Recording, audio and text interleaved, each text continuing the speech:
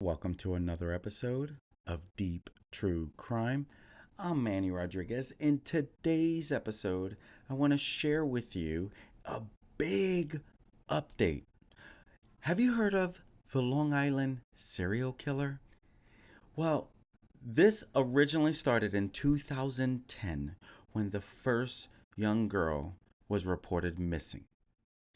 And it has literally been unsolved to what we believe to today, because it looks like they truly believe they got their guy. And so we're going to be diving into what do we know at this time. Don't go anywhere. I'll be right back.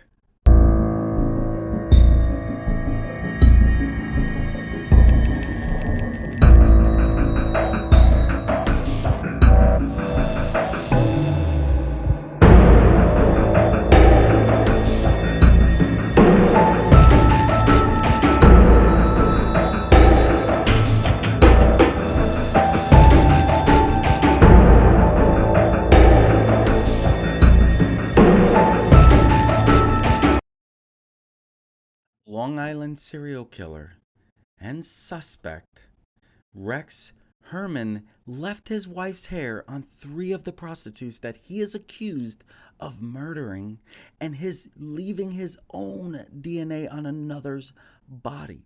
That is a big revelation that the prosecutors in this case has now revealed. Overnight, this has become a really big story, because this has been something this has been puzzling police for the longest time. And little by little, they started getting tracks. They started getting on the right track. And now we have Rex Heuermann, who has been alleged to be the suspect in this case. I don't know if you could use alleged and suspect at the same time. My apologies if I cannot. But Rex Heuermann is said to have left his wife's hair by mistake on 3 of the females that he is accused of doing the unthinkable to, and even leaving his own DNA on another one's body. Now, we even find out that he conducted Google searches about the case, asking why the murderer hadn't been caught, and scoured the internet for graphic child POR. You know what that last one is, huh? Heurmann, who is only 59 years old and has been living in obscurity for a long time. Even a neighbor in the area said this guy kept to himself. But here's the thing, he didn't live by himself. He actually has a family. And so, of course, they too are beyond understanding how this could happen. And this guy, he is suspected in the murders of the Gilgo Beach 4, which was 4 prostitutes whose remains were found on the Long Island beach in December of 2010. Now, Heurmann, he has now been charged with the murders of Melissa Barthélemy, Amber Costello, and Megan Waterman. And he has been named as the prime suspect in the murder of Maureen Brainard Barnes, and is also being investigated for the murders of another 6 women that were found near the beach in 2011. Then come the bombshell, what the prosecutors have shared. You see, they say that they have his wife's DNA that was found on 3 of the victims' body. One of his own hairs was found on 1 of the victims' bodies. Cell phone calls made from a burner phone to the victims were traced to his office. You see, many years ago, they did have some phone that they did have a phone that pinged, but they knew that it was kind of in this area, but they didn't really know where. And so a call that was made to one of the victim's sisters after she died was traced to his office. And his Tinder profile with photos of him was linked to the burner phone. They also shared that his Chevrolet pickup truck was seen by witness to one victim's disappearance. And they say that he matches description of ogre like man seen with one victim before she vanished. And Heurmann himself, he conducted graphic searches for child POR, you know what the last letter is, and images of women being sexually abused. This guy, from what we can tell, if this is all true, so far it does not really look like it's looking great for this guy, but he does not seem like he was a good guy as many people thought. They thought he was just this average Joe, as he has been described. He also searched Google for updates on this case, searching why could law enforcement not trace the calls made by the Long Island serial killer. And so the district attorney, they laid out in a 32-page letter by Suffolk County DA's office explaining why he shouldn't be granted bail. Not only do they have this on him, but they also have the fact that he conducted these heinous Google searches for child PORN and violent sexual images of women being tortured. Who wants to look at that stuff? Heurmann, he was due in court imminently. And so at 3 o'clock, here in about 20 minutes, there's supposed to be another conference call. I'm going to share with you everything that they're already going to be most likely sharing with you, right? But what we don't understand is how long did they have stuff on him? We don't really know all of that, right? We don't know all of those things.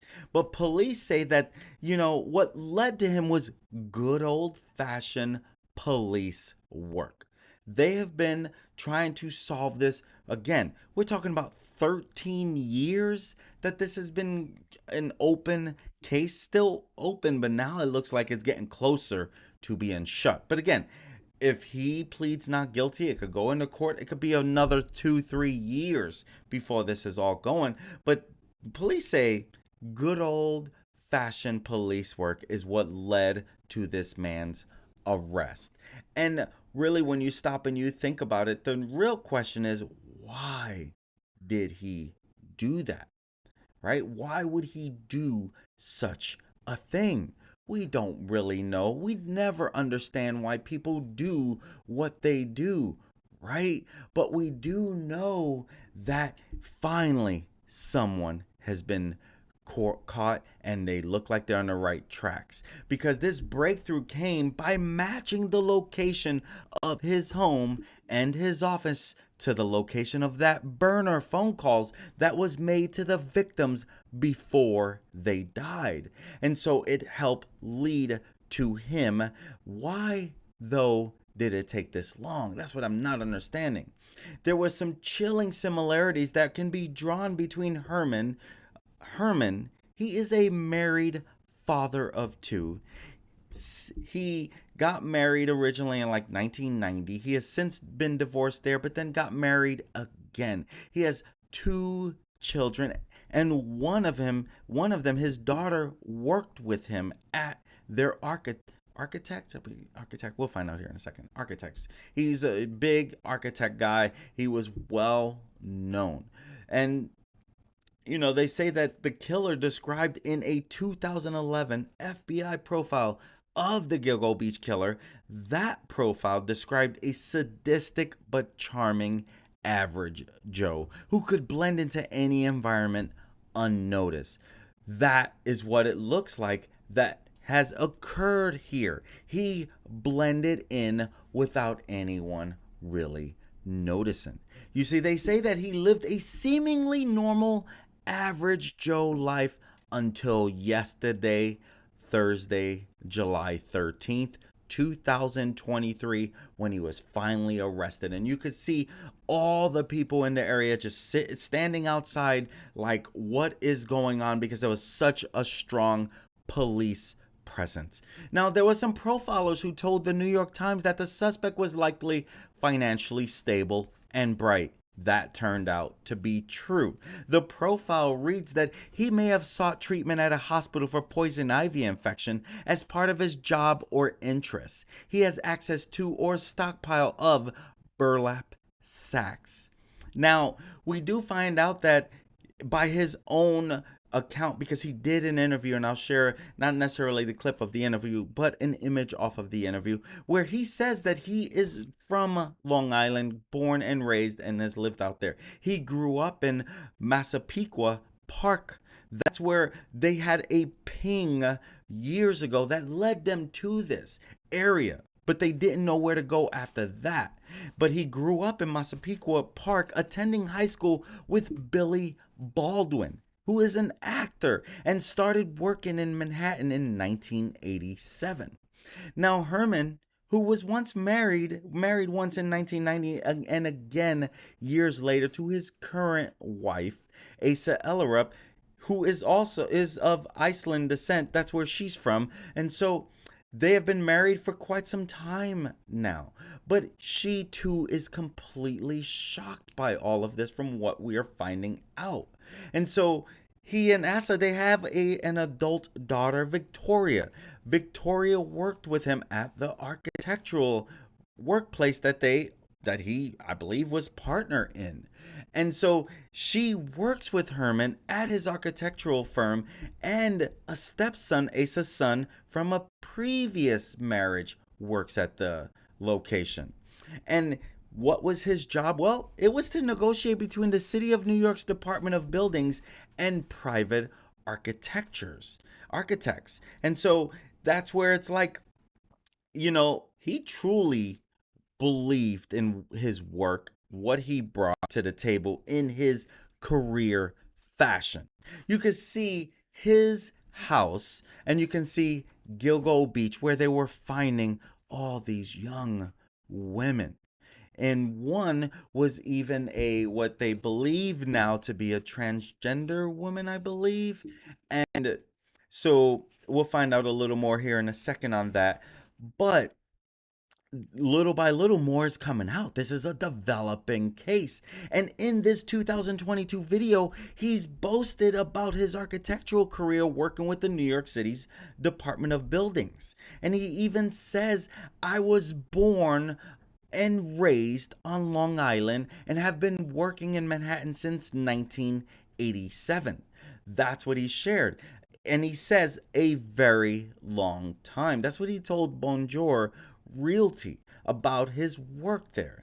Now that a lot of this is coming out, and of course you're going to hear from some of the family, right? Sherry Gilbert, who is the sister of Shannon Gilbert, one of the very first victims, told NBC News that she was relieved that an arrest had been made. She says, I am overwhelmed but relieved that they finally caught him. It's been a very long time coming, and I never gave up hope that one day justice would be served. The suspect deserves to rot in prison for the rest of his life. She continues, he destroyed many lives, so while it won't bring our loved ones back, it does help that one less monster is off the streets and he can't ever hurt anyone else. And I agree. It's mind-blowing that he got away with it this long. But why am I surprised? Because I feel like these detectives and these police and this technology, they should be able to help catch anyone. And finally, they caught him. See, Heurmann, he runs a small architects firm in New York City. And on the company's website, he claims to have worked on projects including JFK Airport, projects for American Airlines, and even for some Catholic charities. And the location of the phone calls that matched Heurmann's home address and his office address. Now, at this time, it's still unclear what specific piece of evidence that actually led to his arrest last night, but he is due to go to George to go in front of a judge, or he has already went in front of the judge today at noon Eastern Standard Time. But he has been arrested in connection with the Gilgo Beach serial killings, which is considered a major breakthrough in this turn of events. Rest in peace, Maureen Brannard Barnes. Rest in peace, Melissa Barthélemy. I hope I'm pronouncing that right. Please forgive me if I'm not. Rest in peace, Megan Waterman. Rest in peace, Amber Lynn Costello. Taken from this world way too soon. And it's like, it's sad. You got all of this. You had the partial skeletal remains of Valerie Mack, which were located in a wooded area in Manorville in September of 2000. You got the partial skeletal remains of Jessica Taylor. She was an escort working in New York City, and she was located in a wooded area in Manorville on July 26 of 2003. Again, this all starts in 2000. And that's where it's like, you can see Valerie Mack on the left, on your left, and with the tie around her neck, and you can see Jessica Taylor on the right. Rest in peace, Valerie Mack. Rest in peace, Jessica Taylor. Taken from this world way too soon. And you also had the more victims. This is Shannon Gilbert on the left. She was one of the first ones that was reported missing. She would be found in Oak Beach in 2011, about a quarter mile from where she was last seen.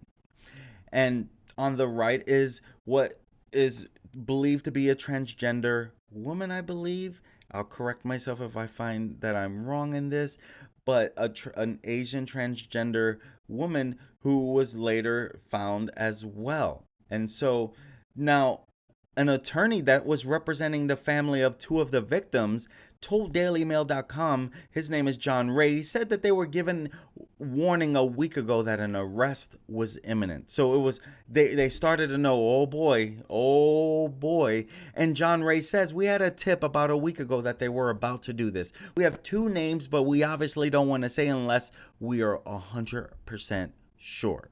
And so he confirmed that Heurmann's name was among those that they were looking into. And he believes that the discovery of a man's remains might have prompted the arrest. Now, the man would probably be the Asian man, I believe.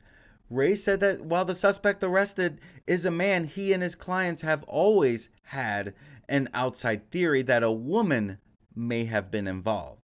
And so, but we don't know for sure.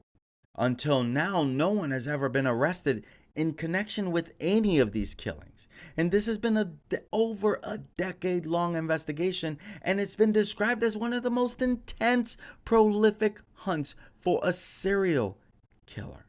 And in 2020, that's where it's like, you get a lot of true crime podcasts that we're even sharing. And one podcast cast suspicion on former Suffolk County Police Commissioner James Burke. And so, you see, Burke, he spent some time in jail for assaulting a local man while in office, and he was a top cop from 2011 until 2015. And so, that, obviously, someone threw a name out there. Why? We don't know what reason. This is why you got to be very careful. And so, among the victims, again, on the left in front of you, Shannon Gilbert, she was found dead in a swamp in Oak Beach in 2011. Now, her neck had been broken before she was killed and had a puncture hole in it that could have been caused by a drill. That was according to her family's attorney. Now, the first victims, they were discovered in December of 2010. And as I shared with you before, that was Maynard. That was, let's go there. That was, I believe I'm on the right one here, or maybe not. That was not. But Melissa Barthélemy, 24 years old. She was one that was discovered. And Maureen Brannard Barnes, she was another one that was discovered. And Megan Waterman and Amber Costello, they were all discovered in December of 2010. Now, think about that. December of 2010. So, well, we don't know how far back. Hold on a second. So maybe I got my dates mixed up a little bit, but they were discovered in 2010. But something I thought even happened before that, right? And so, again, this is a developing story, so we're going to continue to find out a lot more. But I mean, here we're finding out about him all along, that this guy was living an average Joe life. And so, again, that's where it's like when their remains were found on the Long Island beach in December of 2010, that's when it was like, oh my gosh, we may have a serial, on our hands. And so that's where it's like no one really knew too much outside of that, right? Now, some of the four had been missing for 3 years by the time their bodies were found. So this could date way back. Again, still all, this is all a new story continuing to develop, and we're going to continue to cover it. Now, Reuters put up this image. You can see all of the victims that were found in this area. And there was even a toddler and a Jane Doe that were found on the same day of April 4th, 2011. Now, you can see the Asian male was found on April 4th of 2011 as well. And so you have to look at everything there, and you think like, how many are involved? How many victims could have possibly been? You got Castillo, you got Bartholomew, Barnes, Waterman, an Asian male, Jessica Taylor, 2003. So we don't really know how far back. Jane Doe, 2000, a toddler that was found at the same time in 2011. So this could date back to 2000, right? I mean, that's a fair statement at this time, right? And so we got to figure out, like, okay, what in the, what's going on? Now, he did plead not guilty when he did go to court today. And so he pleads not guilty to 6 counts of murder after sobbing to his lawyer, "I didn't do this."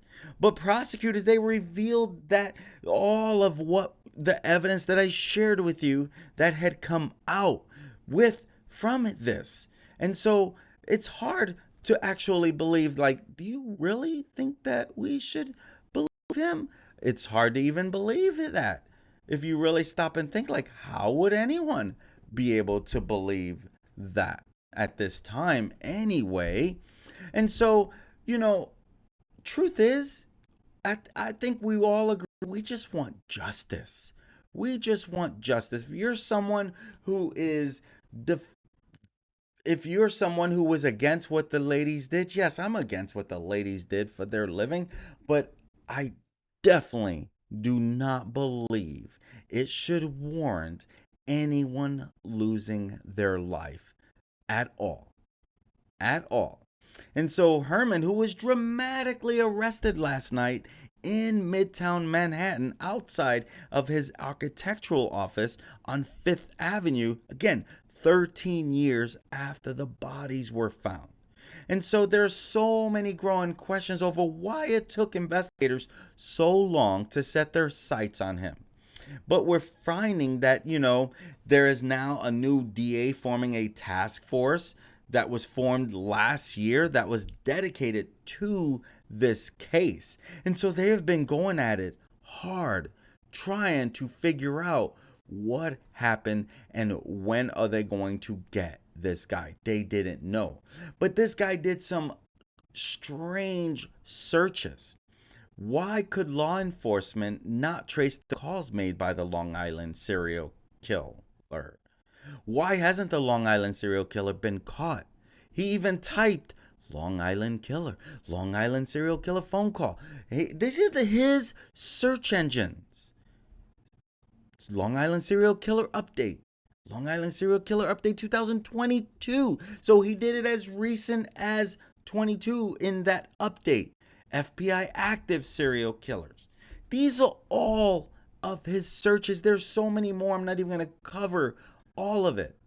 But he even typed in Megan Waterman, typed in Melissa Bartholomew, typed in Maureen Brandt barns.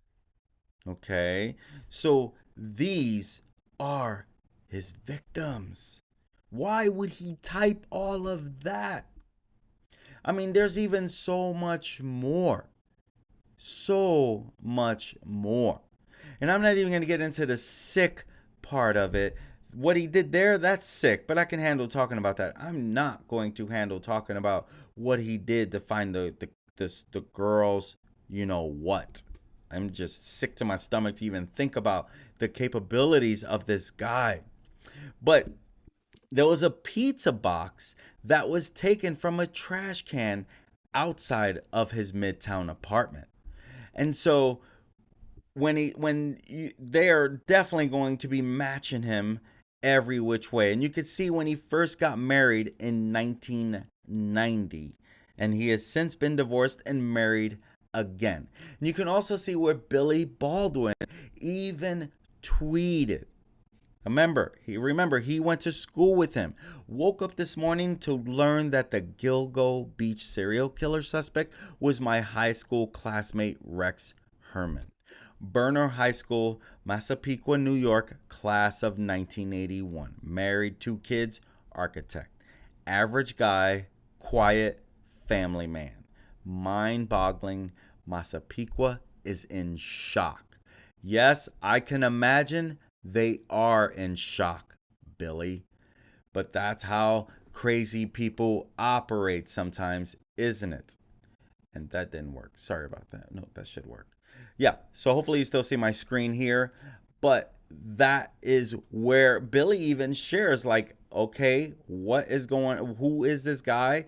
What, like, I cannot believe that I went to school with him, right? Even, who isn't in shock over this? Is that not a fair statement? Everyone, all of us, right? But here is the truth. I still have to ask this question again. How was he able to avoid this for so long? That is what I don't get. How was he able to avoid detection for so long? Did his wife know? I'm going to just say right out of the gate, I do believe his wife did not know. Right out of the gate, I could be wrong. I could be wrong. It won't be the first time, right? But I'm going to say right out of the gate, I do not think she knew anything about it. But, you know, what I want to figure out is, like, why would he do such a thing? Now, he even texted one of his victims. Which is what led to some of this. He texted one of his victims. He texted Castillo that wasn't very nice, and demanding a credit on his next service. You see, Costello met with the customer again the following night, but he insisted on doing so away from home. And the witness said that the customer was between 6'4" and 6'6" with a broad frame and glasses. And they say that he lived nearby in Massapequa Park, where he still resides with his family, but his wife was out of town when the murders occurred. In addition to the car matching the vehicle that was seen at the victim's home, police were able to trace those phone calls from the burner phone. So it's not looking good, the fact that they could even track the phone to him. That does not bode well for him at all. Is that not a fair statement? Now, through this, you got to stop and think, like, while this was happening, you have to think that industry had to be upset.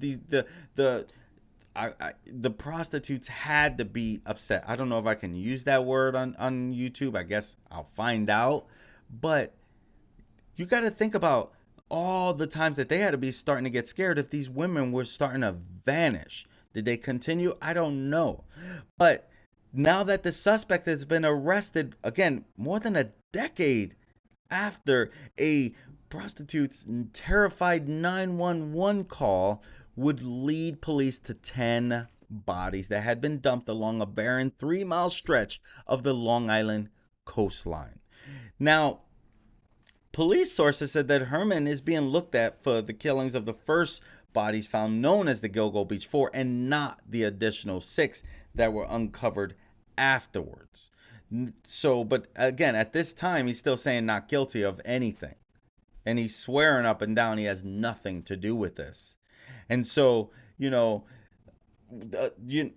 this whole killer thing, the serial thing, began with the search for 23-year-old Shannan Gilbert. That's when all of this, like, oh boy, we may have something on our hands there. See, she vanished from New Jersey in 2010 after she made the frantic 911 call. You see, a confused Gilbert, she was heard claiming that someone was trying to kill her before she went missing on May 1st near Oak Beach. So she called it in, and the operator was like, where are you, ma'am? She's like, I don't know. Are you driving right now? They were trying to figure out, like, what's going on? How can we help? Right? And so, but they never found out much more outside of that. That was really, they didn't get too far outside of that. And so, but she did try. She said, yeah, when she called the operator, there's somebody after me. And, oh, I'm sorry. There's somebody after me. Where are you? There's somebody after me. And the operator is like, okay, where are you? And she's still going, there's somebody after me. Where are you, ma'am? I don't know. And she asks, are you driving right now? She says, no, I'm inside my house. She's like, I'm sorry, I'm inside a house. What house? I don't know. Can you trace where I am? I'm sorry. And she's asking, can you trace where I'm at? Not at her own house, but at where she was at, right? No, I can't. What's your callback number you're calling from? And she, Shannan, she's confused. And the operator's like, what phone number are you calling from? She's just like, someone's after me. She's like, and the operator's just trying to figure out, like, where are you? Right? And so, that's where it's like, it's so hard to could this have been anything to help with the situation? Because she's saying something is going to happen to me. There's somebody after me. And so, at one point, a man is heard laughing and saying, shut up, on that call. And neighbors of the area later said that they saw her knocking on several doors before vanishing. And so that's where it's like, okay, could they have been caught sooner? Because the first body that was, of 24-year-old Melissa Barthelemy from the Bronx, New York, she was discovered by Suffolk County Police on December 11, 2010. She too was an escort and was known to meet clients on Manhattan's West Side. The night she vanished, she had told a friend she was going to see a man and would be back in the morning. That's what she said. This is Shannan Gilbert on your screen, not Melissa herself. Okay, so this is Melissa. Now, that's where she's like, I'll be back in the morning. But not long after she vanished, her then 16-year-old sister began receiving calls from her phone. And on the other end was a man's voice who told her older sister was dead and threatened the teen.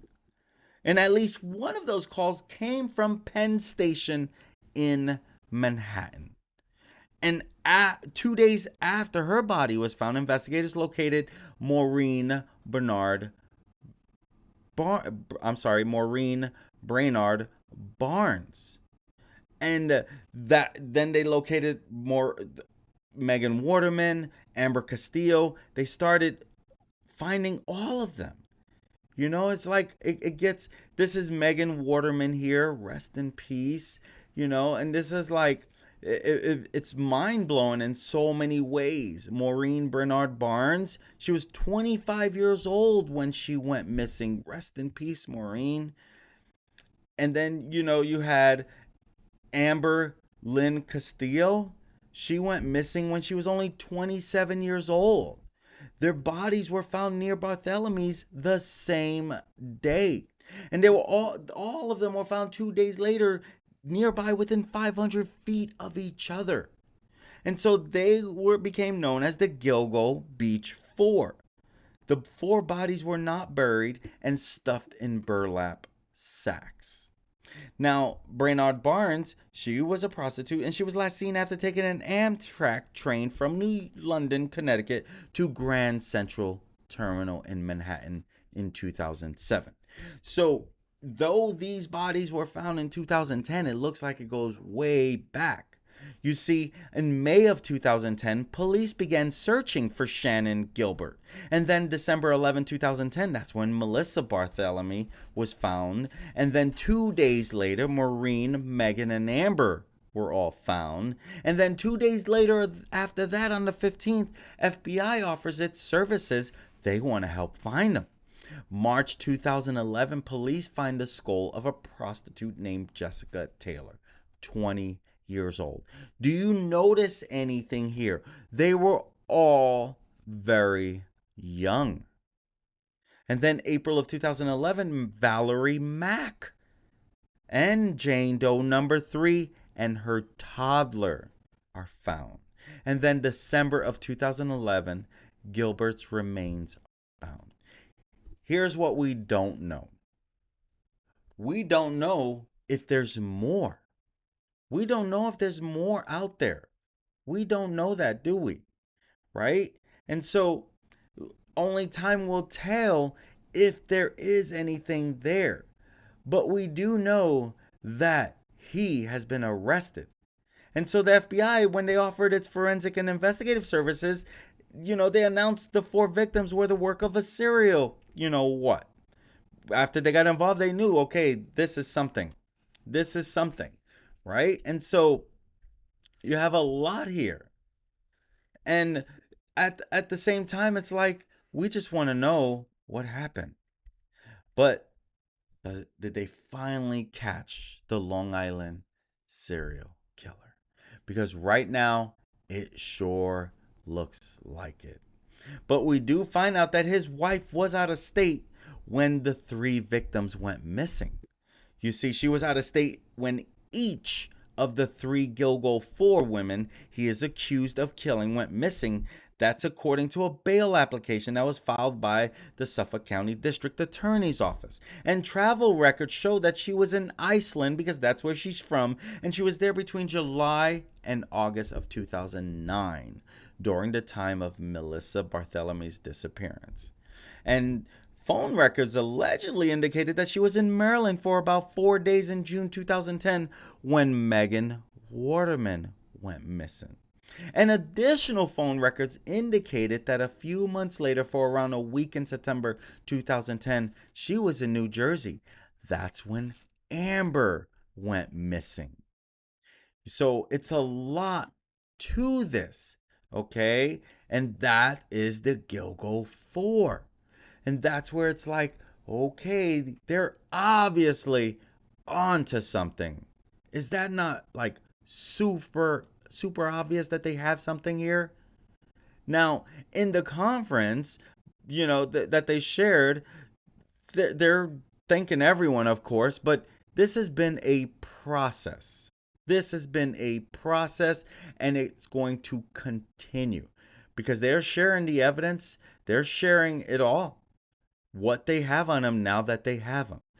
But do you think that he did it? It's hard to say either or, right? Right now, that's who they have. That's who they believe they have it. But they do have DNA that was recovered from pizza crusts he threw in a Manhattan trash can. That's right. Pizza crust. Now, they linked him to the murders through his black Chevrolet Avalanche phone records. And a surveillance team started following him earlier this year. And so on January 6th, they watched him throw a pizza box with leftover crust into a trash can on 5th Avenue. After recovering the box and collecting his DNA from the crust, that's when it was matched to a piece of hair that was found at the bottom of the burlap that was used to wrap Megan Waterman's body. Rest in peace, Megan. And so I find it really interesting that that his wife was out of town each time that occurred. Each time, like at least for those four. And now he's charged with it. Now the process plays out. My friends, this is why I do this channel. You have to be aware of what could go wrong in this crazy world we live in.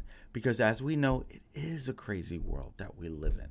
And now it's just a matter of time before more and more continues to come out. But at the end of the day, this is not about me. This is about justice for all these individuals, including the toddler. The toddler. This guy, if this is truly the guy, the right guy, as they believe, he will never see the light of day again. And in New York, I don't think the death penalty is in New York. I don't really know off the top of my head, though I'm from New York City. I don't really know that answer.